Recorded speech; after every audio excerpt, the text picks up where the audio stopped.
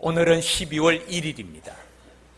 절기로 말하면 대강절의 첫 번째 주일이 됩니다. 대강절, 대림절 또는 강림절이라고 부릅니다.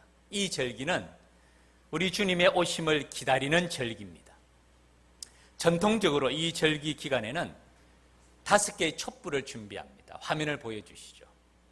오늘 1일 날 촛불을 하나 밝힙니다. 다음 주 8일 날 두 번째 촛불을 밝히고요. 15일 날 세 번째 촛불을 밝히고 22일 주일은 성탄 주일이 됩니다. 그래서 핑크색 촛불을 밝힙니다. 그리고 25일 성탄절에는 맨 가운데 있는 흰 촛불을 밝히게 됩니다. 이것이 대강절의 절기의 모습입니다. 어둠의 땅에, 고통의 땅에 빛을 오신 주님을 나타내는 의미가 바로 저 촛불입니다. 빛을 오신 주님께서 우리의 소망이 되고 우리의 희망이 되고 우리의 구원이 되시는 줄 믿습니다. 전통적으로 이 기간을 빛의 축제라는 제목으로 여러 가지 교회 행사를 합니다. 이 대강절의 절기의 핵심은 딱 두 가지입니다. 첫 번째는 오신 주님을 기억하는 것이에요. 초림의 주님을 기억하는 것입니다. 2000년 전에 그 이스라엘 갈릴리 베들레헴 그 깡촌에 태어나실 곳이 없어서 말 구유에 태어나신 그 주님의 임마누엘 하심과 탄생하심을 기억하며 감사드리는 주님의 오심을 기억하는 절기가 첫 번째 의미고, 두 번째는 오실 주님을 기억하는 절기가 이것입니다. 우리 주님께서는 반드시 다시 오실 것을 약속하셨습니다. 여러분 주님의 다시 오심을 믿습니까? 진짜 믿어요? 제가 일부 예배 때 한번 다수결로 결정을 해봤어요. 얼마나 믿는지. 다시 할 필요는 없겠죠. 제가 3가지 말씀을 소개해 드리겠습니다. 주님은 반드시 다시 오실 것이라고 말씀하셨고요. 주님이 다시 오신다면 오십니다. 여러분 얼마나 남았다고 생각하세요? 까마득하게 남았을까요? 전 그렇게 느껴지지 않아요. 전 그렇게 느껴지지 않아요. 멀지 않은 것 같아요. 멀지 않았어요. 정말 주님의 재림하심, 다시 오심이 그렇게 멀지 않았어요. 물론 주님의 재림하실 때까지 우리가 산다면 우리는 개인적인 또 주님의 만남이 있습니다. 주님은 반드시 다시 오실 것이라고 약속하신 첫 번째 말씀은 사도행전 1장 8절 9절에서 주님께서는 먼저 사명을 주십니다. 성령이 임하시면 너희가 권능을 받고 예루살렘 온 유대 사마리아와 땅끝까지 내 증인이 되라.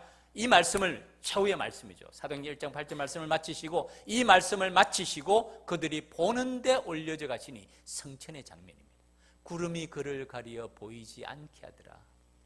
이 제자들이 그 다음 어떻게 할까요? 성천의 이 장면을 경이롭게 자세하게 쳐다보고 있는데 그 다음 10절 11절 올라가실 때의 제자들이 자세히 하늘을 쳐다보고 있는데 그러지 않겠어요? 성천하시는 주님의 모습을 제자들이 얼마나 자세하게 경이롭게 쳐다보고 있겠어요?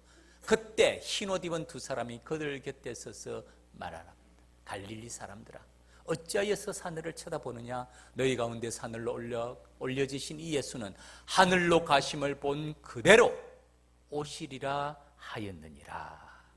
다시 오실 주님이 말씀하고 있습니다. 두 번째는 요한복음 14장 2절부터 3절까지 말씀했어요. 예수님께서 자기 자신의 말씀으로 하십니다. 내 아버지 집에 거할 곳이 많도다. 그렇지 않으면 너에게 일렀으리라. 내가 너희를 위하여 거처를 예비하러 간다. 너희를 위하여 거처를 예비하러 간다. 아버지의 집에 우리가 돌아갈 본향을 준비하겠다는 말씀 아닙니까? 가서 너희를 위하여 거처를 예비하면 예수님의 말씀이에요. 내가 다시 와서 너희를 내게로 영접하여 나 있는 곳에 너희도 있게 하리라. 지난주에 우리 교회 2번의 장례식이 있었습니다. 여러분 아시는 대로 이 장례식이 있으면 우리 교회가 같이 나요. 그런데 사실은 우리 교회뿐만 아니라 다른 교회도 좀 그렇습니다. 장례식이 나게 되면 연극부 같이 나게 됩니다. 그런데 이번에는 특이했어요. 2 장례식이 사실은 겹쳤어요.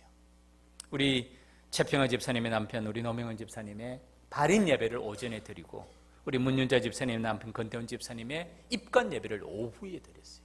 안양에서 예배 드리고 오후에는 시흥으로 이동해서 예배를 드렸습니다. 우리 최평화 집사님의 우리 노 집사님 그렇게 건강하셨습니다. 병원에 한 번도 입원한 적이 없으시대요. 얼마나 부지런하신지 새벽 일찍 일어나서 본인의 맡은 일 잘 감당하시는 분이었는데 몸이 좀 안 좋아서 병원에 갔는데 병원에서 심각하게 얘기합니다. 그리고 입원하셨는데 짧은 투병 생활 후에 하나님의 부르심을 받으셨어요. 우리 최 집사님과 우리 노형주, 노영성 두 자녀 주님의 위로하심이 함께 하시기를 바라고요. 우리 문윤자 집사님의 남편 권태훈 집사님도 마찬가지입니다. 아들이 권영진, 자부가 조희진, 그리고 요리와 초우리, 이게 이제 7살, 5살 너무 예쁜 두 손녀를 두시고 주일날 저녁에 운전하는 중에, 추력을 운전하는 중에 사고로 인해서 갑작스럽게 하나님의 부르심을 받으셨습니다. 우리 권 집사님은 55년생이세요. 65세세요. 우리 영진이가 이 자리에 함께 앉아 있습니다. 우리 집사님과 함께.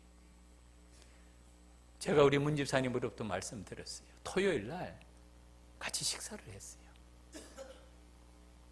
그러면서 영진이에게 믿음의 생활 잘하라고, 아빠는 언제 하나님이 부르셔도 천국 갈 확신이 있다는 얘기를 토요일 날 식사하면서 같이 나눴는데 그 말이 마지막 유언이 되었어요.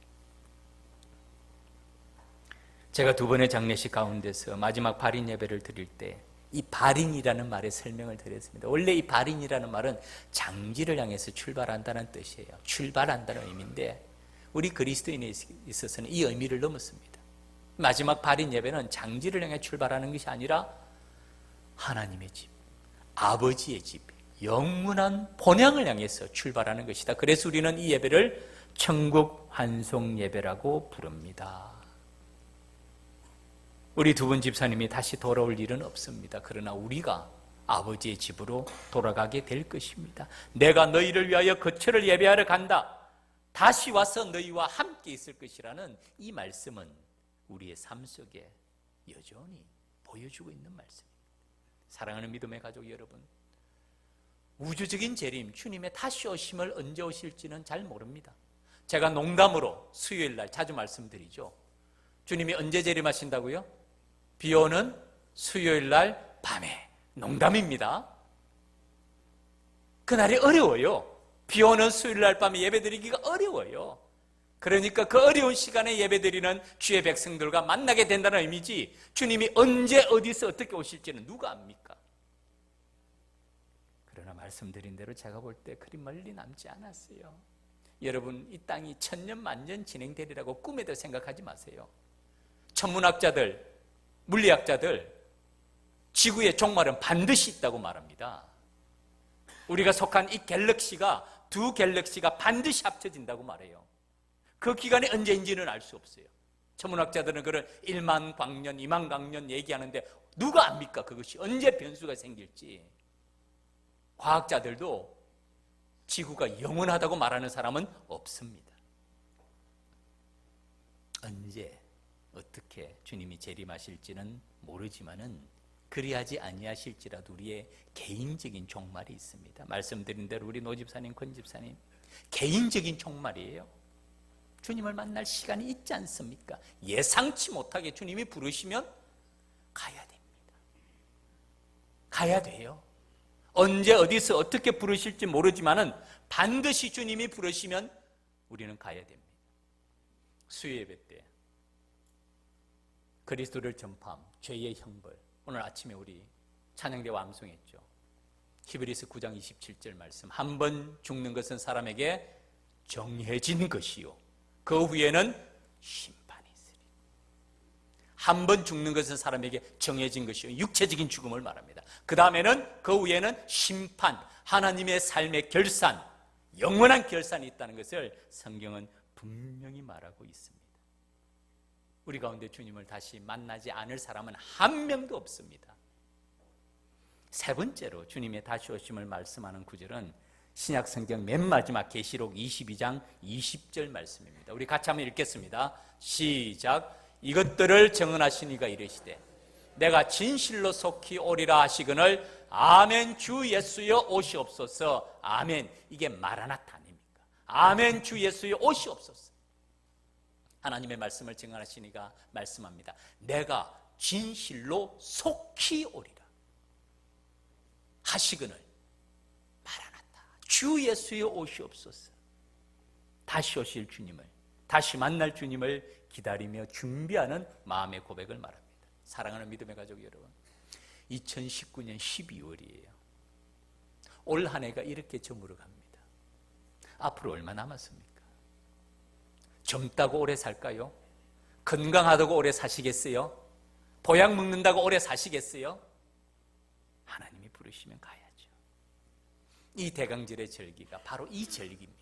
한 해를 마무리하면서 나를 위해서 이 땅에 오신 주님을 기억하고 다시 오실 주님, 만날 주님을 기다리며 준비하는 것이 이 대강절의 절기입니다.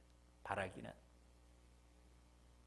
우리도 반드시 주님을 만나게 될 텐데, 그때 주님을 만났을 때 착하고 충성된 종으로 칭찬받는, 하나님의 손에 쓰임받는 저와 여러분의 믿음의 걸음이 되기를 주님 이름으로 축원합니다. 오늘 말씀은 10명의 나병 환자를 치료하시는 주님에 대해서 말씀합니다. 이 말씀의 핵심의 요지는 관계의 회복에 있습니다. 주님께서는 병을 치료하시는 것뿐만 아니라 이 병을 치료를 통해서 이웃과의 단절된 관계를 회복시키시고 한 걸음 더 나아가서 하나님과의 관계를 회복시키시는 주님의 손길을 보여줍니다. 먼저 지역을 보면 사마리아와 갈릴리 경계에 있었던 한 마을에 관한 이야기입니다. 이렇게 말씀합니다. 예수께서 예루살렘으로 가실 때에 사마리아와 갈릴리 사이로 지나가시다가 이곳에서 10명의 나병 환자를 만납니다. 그들은 다가오지 못하고 멀리서 소리를 지릅니다. 한 마을에 들어가시니 나병 환자 10명이 예수를 만나 멀리 서서 소리를 높여 주님을 부릅니다. 뭐라고 부릅니까? 예수 선생님이여 우리를 불쌍히 여기소서. 예수 선생님이여 우리를 불쌍히 여기소서. 이 말씀을 조금 생각할 필요가 있어요. 먼저 예수 선생님이여 라는 이 말입니다. 이 공간복음 마태, 마가, 누가복음에서는 주로 예수님을 랍비여라고 부르는데 누가복음에서는 예수 선생님이여 라고 부릅니다. 성경학자들은 이 단어를 보고 이 누가복음을 기록한 누가가 유대인이 아니라고 봅니다. 유대적 배경에서는 랍비여라고 부르는데 지금 나오는 이 선생님이여라는 단어는 헬라적인 배경에서 주님을 부르는 명칭이에요. 두 가지 명칭이 있었습니다. 디다스칼로스라는 명칭과 에피스타테스라는 명칭인데 여기는 에피스타테스라는 단어를 씁니다. 랍비여라고 부르지 않고 예수 선생님이여라고 부릅니다. 누가복음과 사도행전의 저자가 누굽니까? 의사였던 누가였거든요. 그는 유대인이 아닌 이방인이었다고 봅니다. 의미는 같습니다. 랍비여라고나 말하거나 선생님이여 같은 의미인데 중요한 것은 그 다음에 요청입니다. 우리를 불쌍히 여기소서. 우리를 불쌍히 여기소서.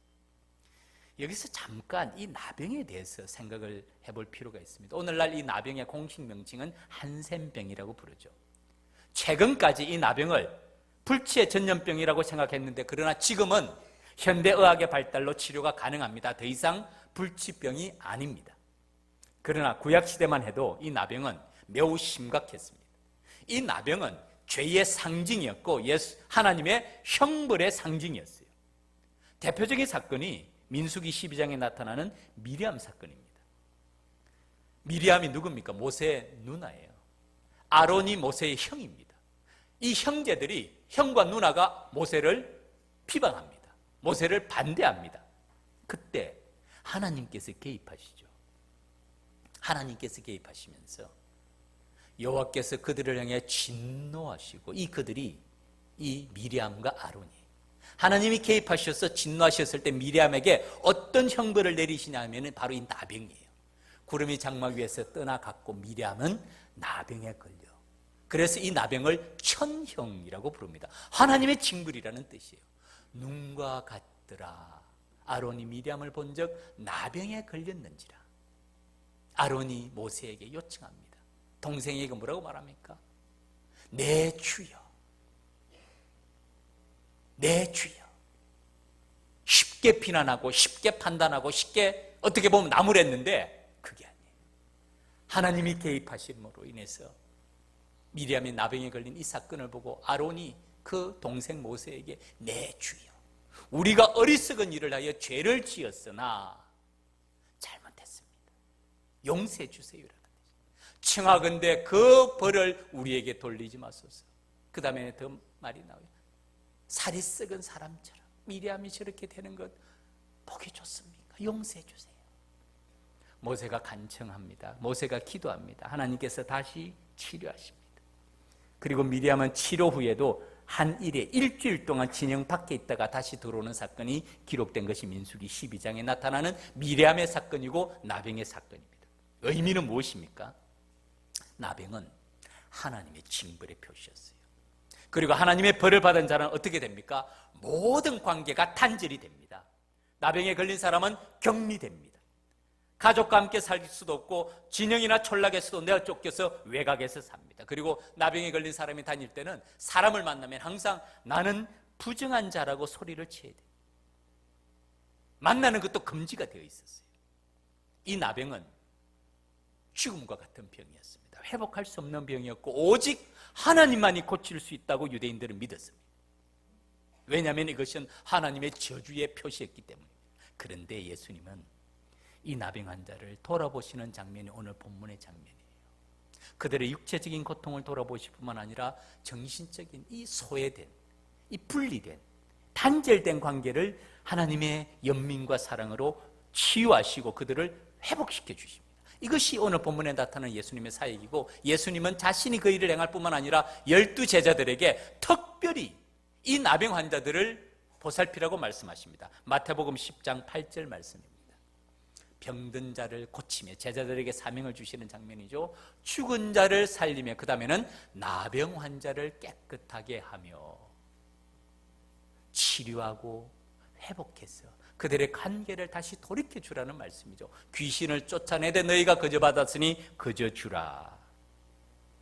예수님께서는 타인과 접촉도 만남도 모든 활동이 금지되고 외롭게 단절되고 외롭게 살아가던 이 나병 환자들에게도 치유와 회복의 관계를 베풀어 주시는 그 본문이 오늘 본문인 것입니다.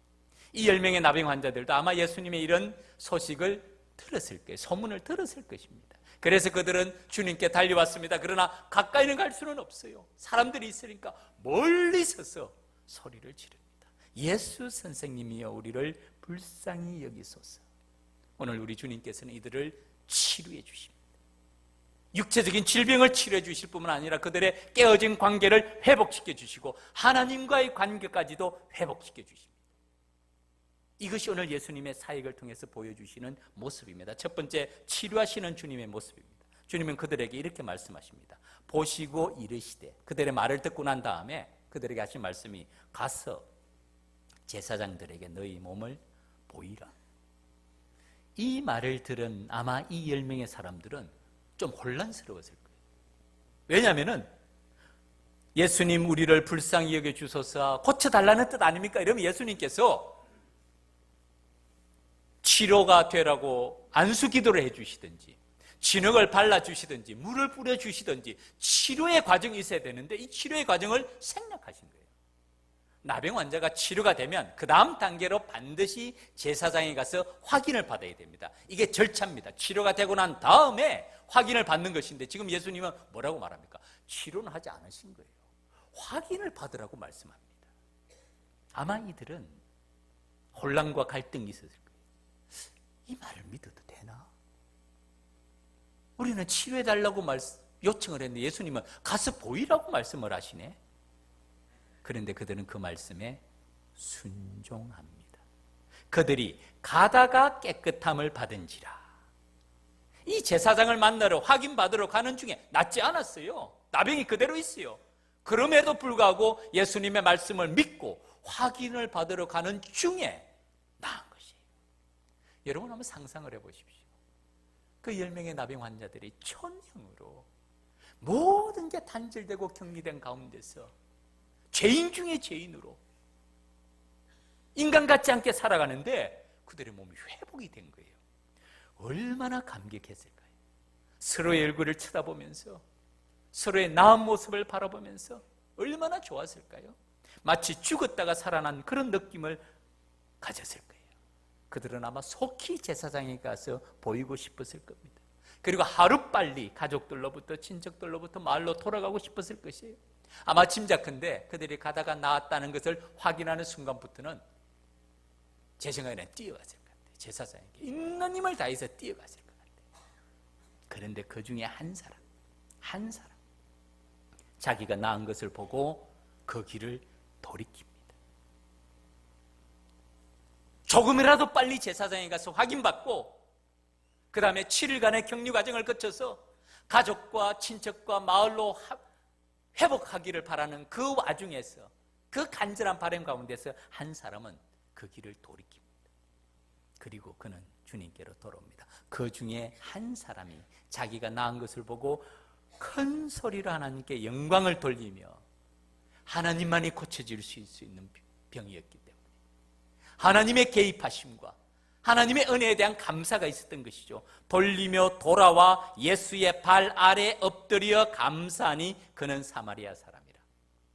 아마 이 사람만 사마리아 사람이었고 나머지 9명은 유대인이었던 것 같아요.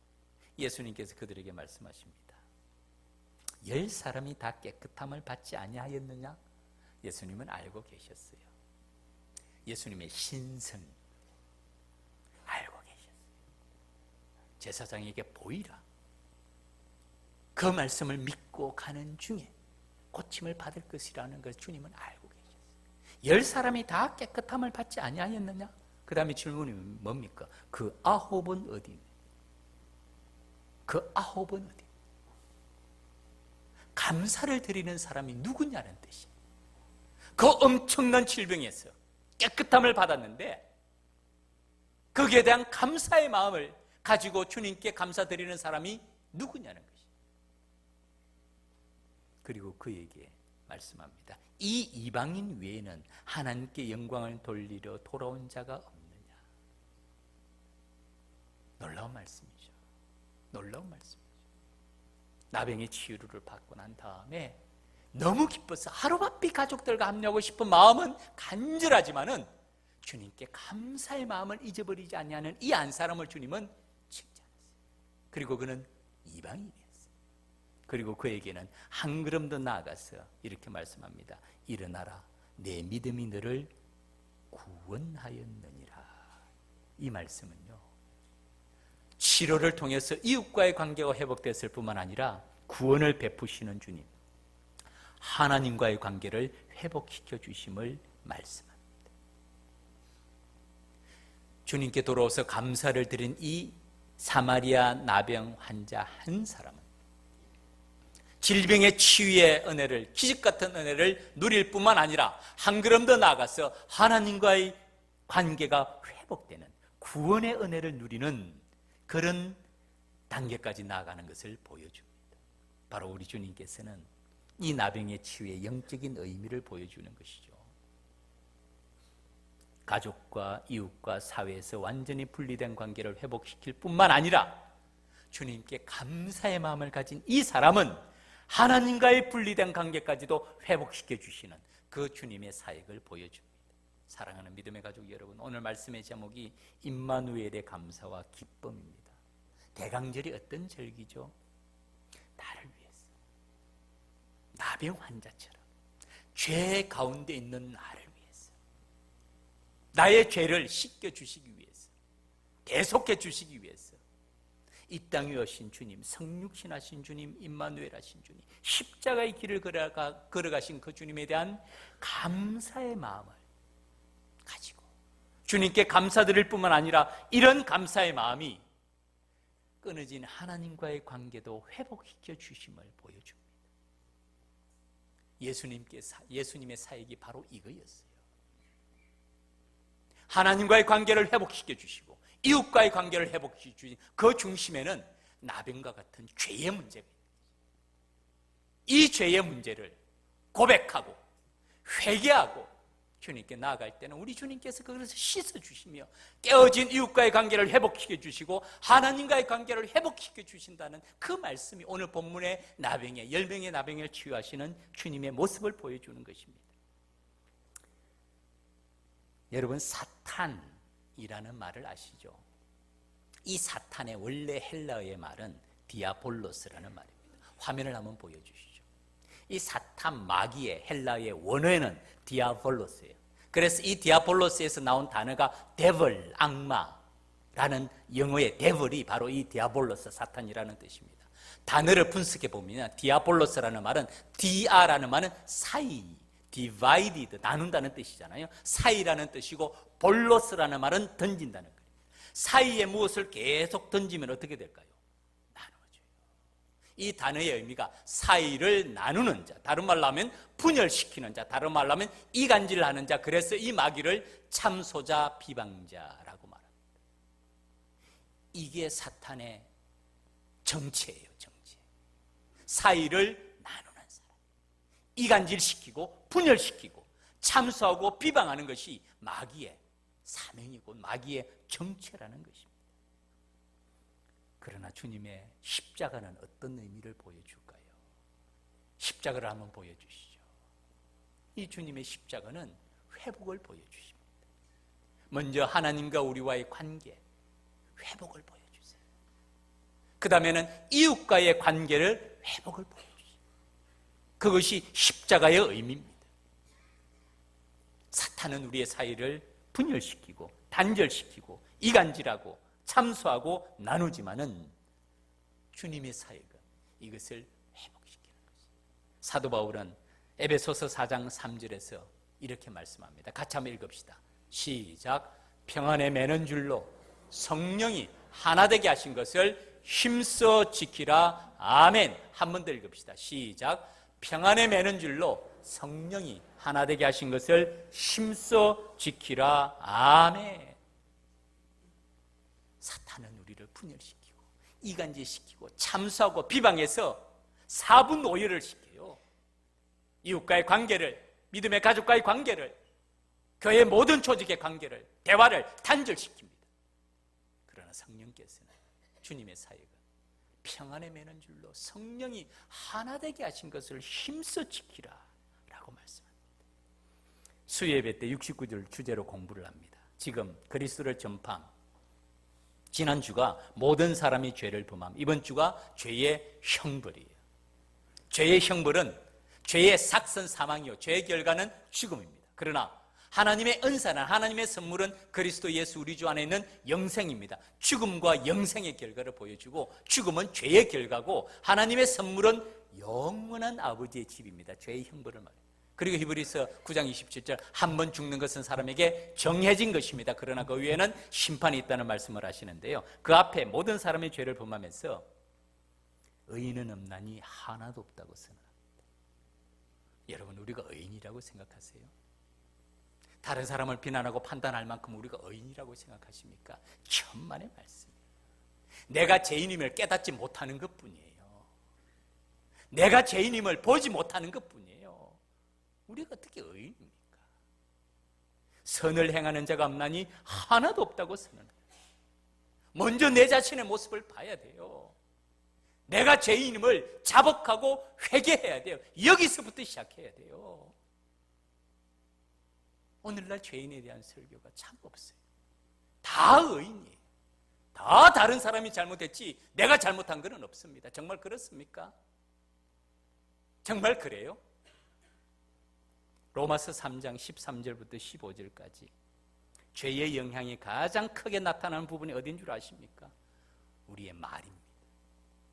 우리의 언어 생활이에요. 여러분, 우리가 어떤 말을 합니까? 그들의 목구멍은 열린 무덤이요, 이 그들은 죄인입니다. 의인은 없나니 하나도 없다는 그 우리의 죄를 말합니다. 목구멍은 열린 무덤이요, 그 혀로는 속임을 일삼으며 그 입술에는 독사의 독이 있고 그 입에는 저주와 악독이 가득하고. 이 모든 말의 핵심이 뭐죠? 우리의 언어 생활을 말해요. 말을 말합니다. 목구멍, 혀, 입술, 입, 선한 것이 있습니까? 솔직히 얘기해 봅시다. 우리 입에서 나오는 말들이 얼마나 선한 말이 있나요? 얼마나 덕을 세우는 데 소용되는 선한 말을 합니까? 비난하고 판단하는 것이 우리의 일상이 되지 않았습니까? 이제 그것이 죄라는 것도 의식하지 못하는 지경이 되지는 않았습니까? 그 다음에는 그 입에는 저주와 악독이 가득하고 그 발은 피 흘리는데 빠른지라 죄를 짓는 데는 민첩해요. 사람이 참 특이하죠. 선을 행하는 데는 늦습니다. 죄를 짓는 데는 민첩해요. 악한 소문은 금방 퍼져요. 좋은 소문은 결코 퍼지지 않아요. 사도 바울은 이런 죄의 영향을 조심하며 말로써 덕을 세우는 사람이 될 것을 간곡하게 권면합니다. 에베소서 4장 29절 말씀 우리 같이 한번 읽겠습니다. 시작. 무릇 더러운 말은 너희 입 밖에도 내지 말고 오직 덕을 세우는 데 소용되는 대로 선한 말을 하여 듣는 자들에게 은혜를 끼치게 하라. 아멘. 더러운 말이 어떤 말입니까? 이빨을 안 닦고 말하는 것이 더러운 말인가요? 입에 냄새가 나면 더러운 말입니까? 말에 더러운 게 있고 깨끗한 게 있습니까? 있습니다. 더러운 말은요, 관계를 단절시키는 모든 말이에요. 관계를 단절시키는 모든 말이에요. 더러운 말은 너 입 밖에도 내지 말라고 말합니다. 선한 말이 있습니다. 선한 말은 어떤 말입니까? 덕을 세우는 데 소용되는 말이에요. 듣는 자들에게 은혜를 끼치는 말이에요. 관계를 회복시키는 말이에요. 더러운 말과 선한 말이 있어요. 하나님의 손에 쓰임받는 덕을 세우는 데 소용되는 선한 말을 하여 듣는 자들에게 은혜를 끼치게 하라. 이것이 그리스도인의 사명이라는 거예요. 그런데 그 죄의 영향이 혀, 입술 가득한 독이 가득 찼다는 것이 그게 죄의 영향이라는 겁니다. 그러나 우리 믿음의 가족들이 그런 일에 쓰임받는 사람이 아니라 관계를 단절시키는데 나도 모르게 쓰임받는 사람이 아니라 하나님의 손에 쓰임받는 일꾼이 되어서 이웃과의 깨어진 관계를 회복시켜주고 한 걸음 더 나아가서 하나님과의 관계를 회복시켜주는 그런 일꾼이 되라는 말씀입니다. 말씀을 맺겠습니다. 대강절 첫 번째 주일입니다. 주님의 탄생을 기억하면서 다시 오실 주님을 기다리는 주님, 오신 주님께 감사를 드리고 다시 오실 주님을 기다리는 절기입니다. 오늘 본문에서 예수님은 나병 환자들을 치료해 주십니다. 그 치료의 영적인 의미는 관계를 회복시켜 주시고 이웃과의 관계를 회복시켜 주시고 그 감사의 마음을 가진 그에게는 하나님과의 깨어진 관계를 회복시켜 주십니다. 구원의 은혜를 베풀어 주시는 것이죠. 사랑하는 믿음의 가족 여러분, 오늘 교회 오면서 우리 성탄 장식도 대강절 장식 얼마나 아름답게 해놓았습니까? 교회 앞에도 얼마나 본당 앞 로비에도 해놓았습니까? 오신 주님에 대한 감사와 감격이 있습니까? 우리 신앙생활의 모습이 어떻습니까? 이 땅에 오신 주님에 대해서 나를 위해서 나의 죄를 위해서 이 땅에 오신 주님에 대한 감사의 마음이 있습니까? 아니면 우리 마음이 온통 다른 것으로 가득 차 있습니까? 그래서 오신 주님에 대한 감격의 마음이 조금도 없는 그런 상태는 혹시 아닙니까? 오신 주님에 대한 감사의 마음을 가진 사람이 오실 주님을 기다리는 사람이라고 말씀하는 것 아닙니까? 하나님과의 관계가 회복이 되는 것이에요. 우리 모두 감사하는 사람이 됩시다. 절망 중에서도 감사하는 사람이 되고요, 이 감사로 인해서 관계를 회복하는 저와 여러분의 믿음의 걸음이 되기를 주님 이름으로 축원합니다. 교회에서는 네 편, 내 편 없습니다. 우리 모두 하나님의 편이 되어야 되지 않나요? 하나님의 도우심이 필요하지 않습니까? 제가 일부 예배 때도 말씀드렸어요. 저는 요즘 하나님이 제 믿음을 시험하시는 것 같아요. 전 좀 훈련이 끝난 줄 알았어요. 사실은 저 훈련 받을 만큼 좀 받았습니다. 공부도 좀 할 만큼 했어요. 이제는 좀 사역에 열매를 맺고 싶다는 마음인데 제가 다시 깨달은 것은 훈련은 끝나지 않는 것이구나. 주님이 부르시는 그날까지가 훈련의 과정이구나 하는 걸 제가 깊이 느끼면서 요즘은 하나님의 제 믿음을 테스트하시는 것 같아요. 네가 진짜 믿음이 있는지, 하나님의 살아계심을 네가 진짜 믿는지, 풍랑을 잠잠케 하시는 주님의 손길을 네가 진짜 의지하는지를 하나님이 저를 테스트하시는 것 같아요. 저는 하나님의 도우심이 필요합니다. 확신하겠는데 여러분들도요, 우리 모두도 하나님의 도우심이 필요한 줄 믿습니다. 크고 작은 일 얼마나 많아요. 제가 어저께도 정말 가슴 아픈 소식 들었어요. 하나님의 도우심이 필요해요. 하나님의 도우심을 받으려면 누구 편이 되어야 됩니까? 네 편, 내 편 나눠서 되나요? 하나님의 편이 되어야 되지 않습니까? 남편도 아내도 혈연관계도 마찬가지예요. 하나님의 편이 아니면 그에게 얘기해야 돼요. 하나님의 편에 서라고. 그게 남편을 사랑하는 길이고 그게 아내를 사랑하는 길 아닙니까? 가족이라고 동향이라고 동창이라고 내 편입니까? 아니에요. 그를 진정으로 사랑하면 그가 하나님의 편에 서도록 해야죠. 어떤 분은 우리 교회를 보고 그런 얘기 하더라고요. 우리 교회가 마치 시족사회 같다고. 하나님과를 중심으로 예배를 드립니까? 아니면 인간관계를 중심으로 예배를 드립니까? 우리 모두 서로 하나님의 편이 되어서 서로 감사, 십자가의 은혜에 감사, 서로 배려하고 서로 섬김으로 하나님이 주시는 기쁨을 회복하고 하나님이 주신 사명을 잘 감당하는 우리 서울남교회가 되며 이 대강절의 절기에 임마누엘 하시는 하나님의 은혜에 감사하며 다시 오실 주님을 기다리는 저와 여러분의 믿음의 걸음이 되기를 주님 이름으로 축원합니다. 기도드립니다.